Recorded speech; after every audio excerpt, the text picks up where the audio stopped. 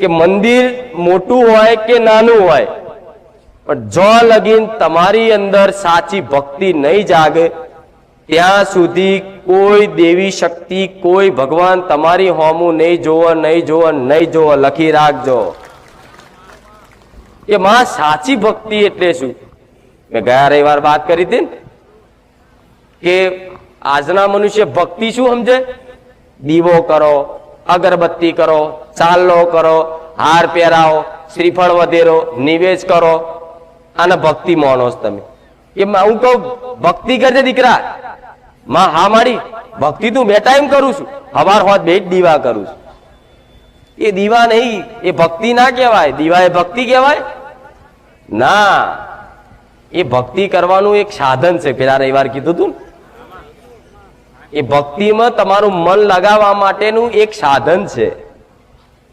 દીવો કરો તો મનની સ્થિરતા થાય, અગરબત્તી કરો તો સારું વાતાવરણ સુગંધિત થાય, ગુગળનું ધૂપ કરો, કપૂરનું ધૂપ કરો તો સકારાત્મક ઉર્જાનો એક વાસ થાય, નકારાત્મક ઉર્જા નાશ થાય, જેથી તમારી આ મનમાં એકદમ પવિત્રતા મહેસૂસ થાય, આનંદ મહેસૂસ થાય, આમ શુદ્ધતા મહેસૂસ થાય. એટલે તમે જે તે પ્રાર્થના કરો ને તમારી માતાજી આગળ, એ મનથી તમારી માતાના શરણ સુધી એ તમારી અરજી પહોંચે. એના માટે આ દીવા બત્તી ધૂપ ધુમાડાની જરૂર પડે. કોઈને ખબર છે આવી? પહેલી વાર વાપર્યું ને આવું તો સારું. માતા વાત સાચી, હવે તો પહેલી વાર જ વાપર્યું આવું. કે પણ ખરેખરમાં ભક્તિ, દીવા બત્તી એ ભક્તિ નહીં, એ સાધન જ છે. હું તો કહું છું તમારા મન જો તૈયાર થઈ ગયું, 24 કલાક તમને તમારી માનું સ્મરણ આયા કરે, તમારી માની જ યાદ આયા કરે, જો જુઓ તો તમારી માં દેખાય, મારા રોમ દેખાય, એવી દ્રષ્ટિ થઈ જાય, તમારું મન તૈયાર થઈ જાય ને, એ દાડ 12 મહિને દીવો ના કરતા જાઓ, ભગવાન માતાજી રાજી રહેશે. પેલાના ગઈડ્યા કરતા આવું. આ તો તમે ચોખ્ખા દીવા, ચોખ્ખા ઘીના કરો છો તોય હોમું નહીં જોતી. બોલ, છેલ્લે તો એ માતાઓને મેણા મારવાના. 6 મહિના દીવા અખંડ કર્યા, ચો જઈ તું. માતા કે તે દીવા જ કર્યા, તો મારી ભક્તિ કરી. ખાલી દીવા જ કર્યા ને, ભક્તિ ક્યાં કરી? ભક્તિ તો પ્રેમ કહેવાય. રોજ કહું છું તમને, એના વગર ચાલે નહીં. બસ તમારી ચામુંડાને જોયા વગર તમારો દાડો ના જાય, રાત ના જાય. મહાકાળીને જોયા વગર, એનું નામ લીધા વગર તમને કઈ હુજ ના પડે. એના દર્શન કર્યા વગર તમને કઈ ગમે નહીં. દુનિયામાં ફરીને આવો, 4 ધામની યાત્રા કરીને આવો. આ વાત સત્ય કહીશ. 4 ધામની યાત્રા જેને કરી હશે ને એને પૂછી લેજો. 4 ધામની યાત્રા કરીને આવો માણસ, ફરી ફરીને આખું અઠવાડિયું, 10 દાડા, 15 દાડા સુધી, પણ છેલ્લે 10 દાડે 15 દાડે ઘેર આવો ને અને ઉમરો જેવો આમ ચડન એટલે કે હાસ થાય કે નહીં? 4 ધામની યાત્રામાં ચોય હાસ ના લાગી. હાસ જેવો પગ ઉમરો ચડ્યો નહીં, હાશ કે આ શું ખોટું? તમે નહીં, તમારી આત્મા બોલી જાય હાશ એમ. તો હાસ તમારા ઘેર જ છે, ચોઈસ છે. તમે હાસ તો બહાર ખોરો.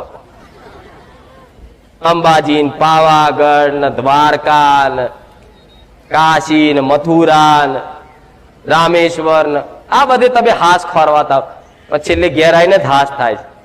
એટલે હાસ ઘેર આવીને થતી હોય ને તો તમારી માં છે ને ઘેર દીવામાં બેઠેલી, એના શરણમાં એના દીવા હોમે તમને હાસ લાગશે. જગતના દુનિયાના મંદિરો નહીં લાગે.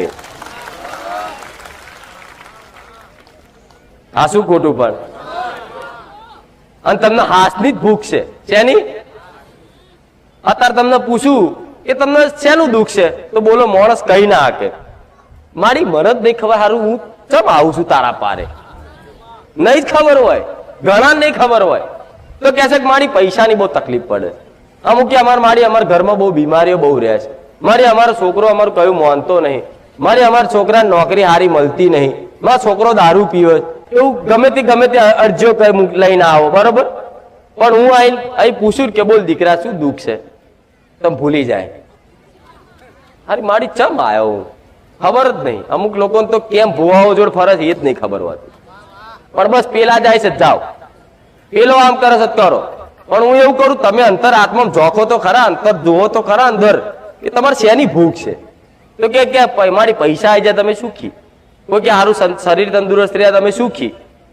પોતપોતાનું સુખ અલગ અલગ હોય છે, બધાને ખરખું ભાવતું બધાને અલગ અલગ હોય. પણ વિચાર કરો, તમને ભૂખ હોય ને, મેં પહેલા એક પ્રવચનમાં કીધું હતું કે તમને ખરેખરમાં પૈસાની ભૂખ નહીં, તમને કોઈ માન સન્માનની ભૂખ નહીં, તમને કોઈ પ્રતિષ્ઠાની ભૂખ નહીં, તમને કોઈ ગાડી બંગલાની ભૂખ નહીં, તમને કોઈ ઝવેરાત ઘરેણાની ભૂખ નહીં, પણ જે વસ્તુની ભૂખ તમે માનો છો ને, ધારો કે પૈસાને તમે માનતા હોય કે મારા પૈસા આવી જાય તો હું સુખી થઈ જાઉં, તો પૈસા આવવાથી જ માણસ સુખી થતો. પૈસા આવવાથી એની જોડે આવે ને પછી એ પૈસા જોઈ એ આનંદિત થાય ને, એ આનંદની એને ભૂખ હોય છે. હું શું કહું છું ખબર પડે છે ને? એ કરોડો રૂપિયા 80 વર્ષનો ડોહો હોય, કોક 80 વર્ષ, હું તો કહું 100 વર્ષનો દાખલો આલું. બહુ મારી વાતો બહુ ઊંડાણની ઝીણી હોય પણ શિખામણ હારી મળશે. આમ કોઈ 100 વર્ષનો ડોહો હોય, આમ છેલ્લે મરતા ઘડીઓ ગણતો હોય, ટાઈમ ગણતો હોય, વેળા ગણતો હોય કે ચારે હવે બધાને કીધું હોય કે આવજો જજો, હવે હું જઉં છું, હાચવજો એકબીજાને, ફલાણું ઢેકણું, બધા મહેમાન ખબર કાઢવા આવી જાય છેલ્લે. અને એવા છેલ્લે ટાઈમે છે ને, એ દાદો એ તમારો વડીલ ખાટલામાં પડ્યો હોય અને છેલ્લી ઘડીઓ ગણતો હોય, 2-4 દાડા બાકી હોય, છતાં એ ટાઈમ એ કોક જઈને એવું કહેજો કે દાદા આપણી એક જમીન હતી ને એના પૈસા હલવાઈ રહ્યા હતા ને, 1 કરોડ રૂપિયા આવી જાઓ. ડોહા કે હા હા હા હા, આનંદ થાય. એ પૈસા એને ખબર છે કે હું વાપરવાનો, હવે હું લઈને જવાનો, પણ પૈસા આયા ખાલી એને હોભરી તો એના આનંદ થયો. ખાસ પૈસા આયા. એટલે ખરેખરમાં એ પૈસાની ભૂખ નહીં, એ પૈસા આવવાથી એને જે આનંદ થયો ને એ આનંદનો ભૂખ્યો હોય માણસ. હું મેલેડી આવું કહું છું, ભૂખ આનંદની જ હોય ને. તમને માન સન્માન જોતું નહીં, માન સન્માનની કોઈ ભૂખ નહીં, પણ કોઈ આવકારો વાળા આવો ભાઈ ચા બા પીઓ, એટલે એ આવકારો વાળ્યો એની પાછળ તમને આનંદ લાગ્યો, હાશ મને આવકારો વાળ્યો. એટલે ભૂખ તમને માન સન્માનની નહીં. સોનું પહેર્યું તો સોનું પહેરવાથી આનંદ આવે, પણ છતાંય સોનું પહેરે અને બધા આજુબાજુ વાહ કરતા હોય, હા જબરો સોના દાગીના પહેરાય, એટલે લોકો વાહ કરતા હોય ને એટલે તમને એક આનંદ અનુભવાય કે જો બધા મારી વાહ કરે છે. એ ખરેખર સોનાની ભૂખ નહીં, તમને આનંદની ભૂખ છે. તમારું શરીર છે આ સ્થૂળ શરીર, એને જ ભૂખ છે એની ખાવાની, અને તમારી અંદર જે આત્મા છે ને એ હંમેશા આનંદની ભૂખી હોય, પરમાનંદની ભૂખી હોય. એ મારા રોમના નોમમાં છે, હું મેલેડી આવું કહું.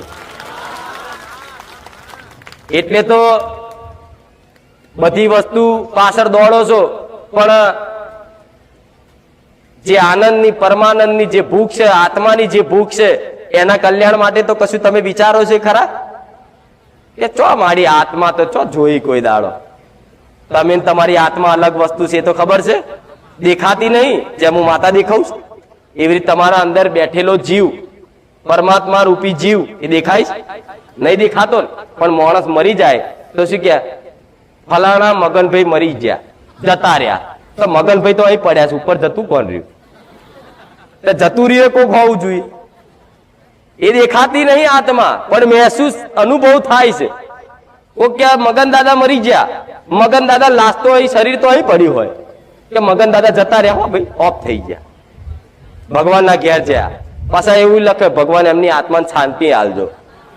આવું બધું લખો છે ખરા, પણ આત્મા છે એવું કંઈક તમને અનુભવ થતો તમે જાણો છો પણ માનતા.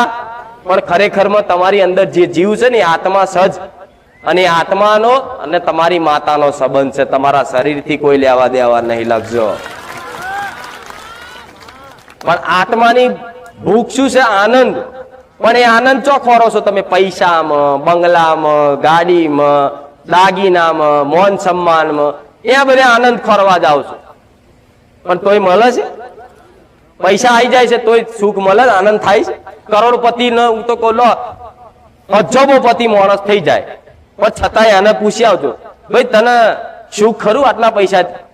શું કરવાનું? આટલા કરોડો રૂપિયા છે પણ જીવનમાં કે આનંદ નહીં, મજા નહીં, શું કરવાનું? એટલે આનંદ વગર માણસને ગમે.